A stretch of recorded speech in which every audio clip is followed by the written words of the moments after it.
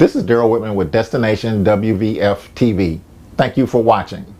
This episode of Destination WVF TV celebrates the CDC's decision to no longer require pre-cruise testing, COVID testing, for cruise lines. So let's get to it.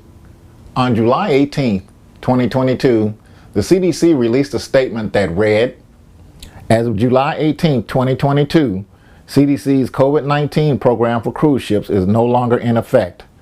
CDC will continue to publish guidance to help cruise ships continue to provide a safer and healthier environment for passengers, crew, and communities going forward." Hallelujah. My favorite group, the Jackson 5, sang a song back in the day called Hallelujah Day. That day is finally here for the cruise industry. Pre-cruise testing is on its way out. Hey, listen, before we get too far ahead of ourselves, remember that the cruise lines are now tasked with the responsibility of determining when they're going to implement these changes in pre-cruise testing requirements for their cruise lines. My guess is sooner rather than later, for obvious reasons. Even with this change in pre-cruise testing requirements by the CDC, they still recommend if your cruise line does not have a testing requirement, get tested for current infection with the viral test no more than 3 days before boarding a cruise ship, regardless of your vaccination status. Get your test results before you board your cruise. If you've recovered from COVID-19 in the past 90 days, testing is generally not required unless you have symptoms. If you or your travel companions have COVID-19 symptoms or test positive at embarkation, the cruise ship may deny you from boarding. Really.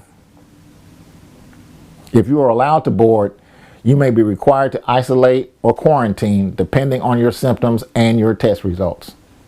Even after the cruise, the CDC recommends self-monitor for COVID-19 symptoms, get tested for current infection with the COVID-19 viral test 3 to 5 days after your trip or if you develop symptoms, isolate if you develop symptoms or your test result is positive, and follow all state, territorial, local, or tribal recommendations or requirements after travel.